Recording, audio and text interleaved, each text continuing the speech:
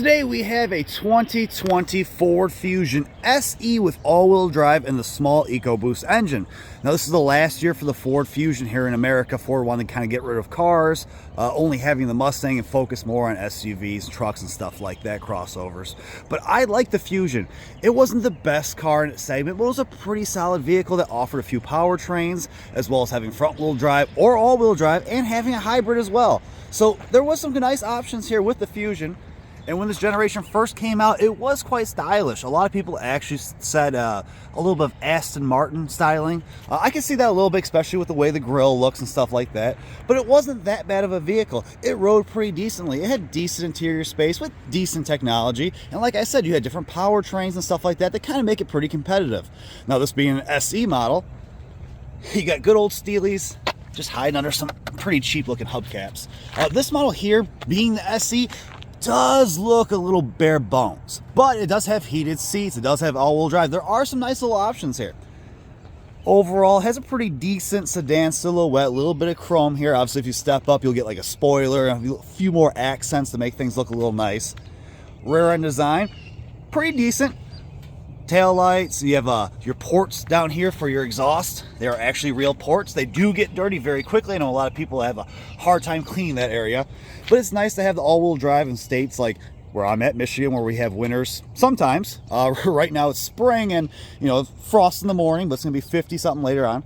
But I like these vehicles. Let's step on inside.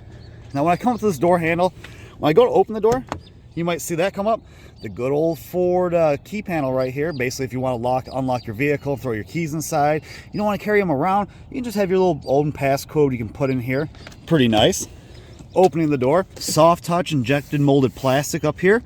Pretty decent looking. Right here, a nice knurling pattern here. Some painted plastics. Armrest area, it's a little soft. Decent overall controls, nothing too spectacular here. Lock, unlock, little speaker cover.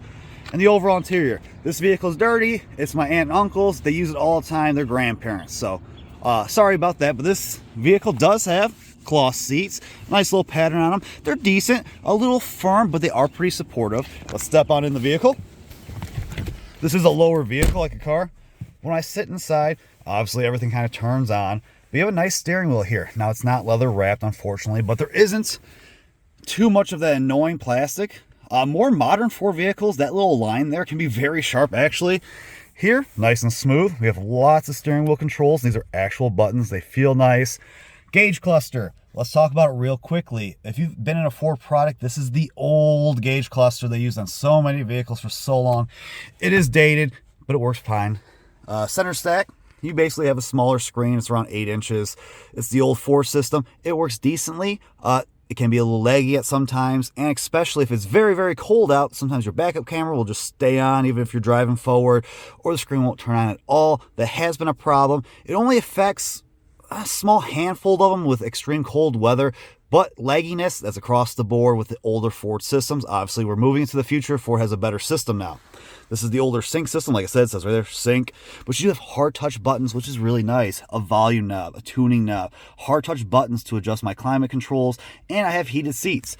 Now, like I said, this is messy. I apologize. But Ford went to a knob device to power your transmission. So instead of a lever to pull back to put you in gear, you have this.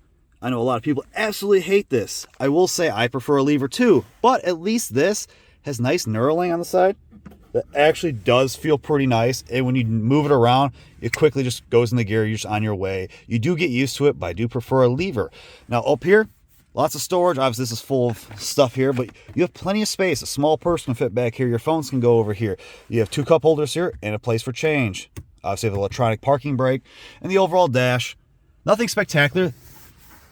Kind of a softer injected molded plastic right here. Like a lot of vehicles, you can see it's starting to raise up. This is a 2020 model with a little over 55,000 miles on it. So starting to see problems like that is a little on the not too good side.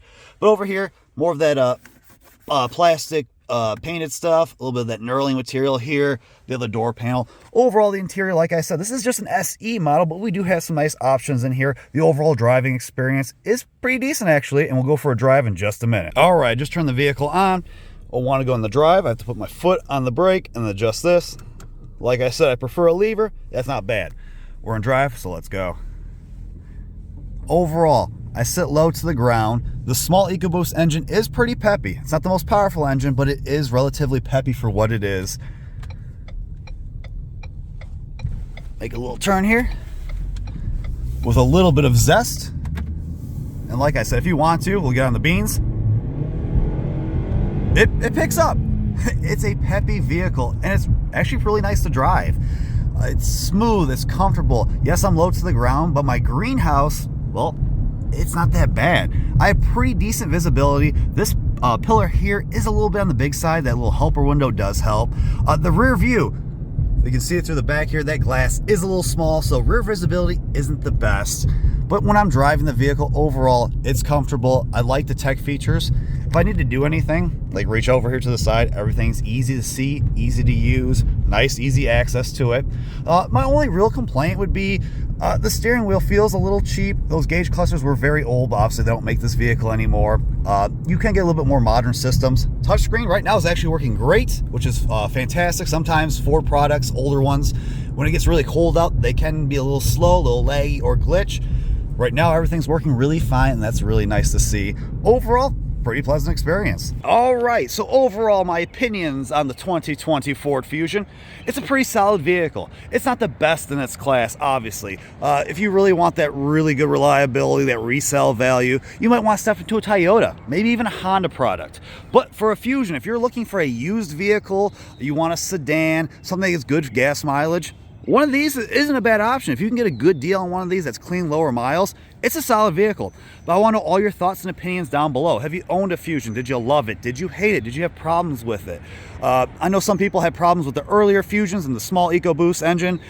Most of those problems are kind of solved with the newer EcoBoost in this, but overall, let me know what you think down below.